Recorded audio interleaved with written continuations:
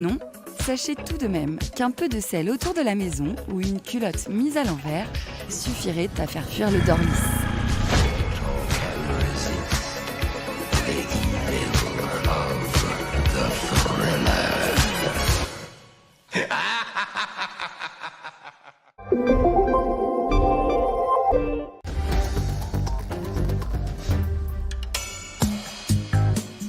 Le motard, venu de 6 départements du Grand Ouest à Flers, dans l'Orne, n'est pas le fruit du hasard.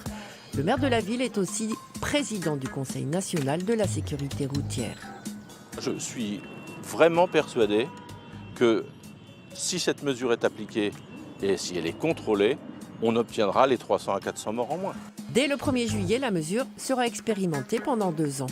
Il ne nous a pas convaincus et donc nous, ce qu'on va faire, on va continuer à maintenir la pression telle qu'on l'a commencé et cela jusqu'à temps que ça lâche. D'autres journées d'action sont prévues dans les semaines à venir.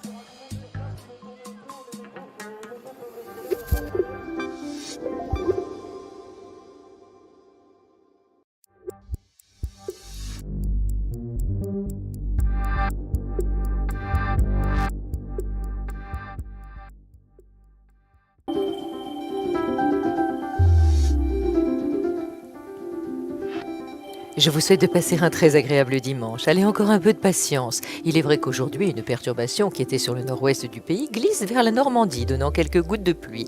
Et les nuages progresseront des Hauts-de-France au bassin parisien jusqu'au Poitou-Charentes et en Aquitaine. Mais sur la Bretagne, le soleil va revenir avec un vent de sud. Les autres régions seront soumises à un temps variable avec des nuages. Mais autour du bassin méditerranéen et sur la Corse, le soleil va briller, on aura un petit peu de vent. Les températures, quant à elles, oscilleront entre 13 et 24 degrés. Très douce dans le sud du pays, un petit peu moins sur le nord-ouest. Pour demain matin, eh bien c'est vrai que ce sera très nuageux car la perturbation va glisser vers l'est, se scindant en deux. On aura de la pluie sur le sud-ouest et sur les frontières de l'est, quelques brumes et brouillards passagers. Mais dans l'après-midi, l'anticyclone va déjà avoir de beaux effets puisque le soleil va revenir sur tout l'ouest du pays et sur le littoral méditerranéen aussi avec Mistral et Tramontane. Les températures du matin seront comprises entre 7 et 13 degrés et dans l'après-midi 13 à 23 degrés.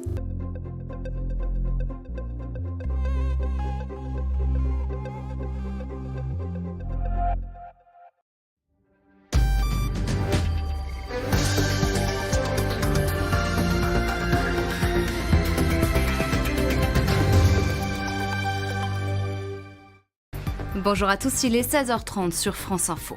Ils emportent une charpente, des bâtons, des matériaux jusqu'à la ZAD de Notre-Dame-des-Landes.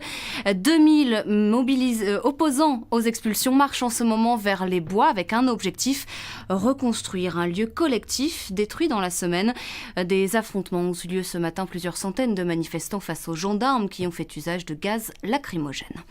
Le périphérique parisien bloqué cet après-midi, non pas à cause des départs en vacances, mais parce que plusieurs centaines de motards s'y sont donné rendez-vous.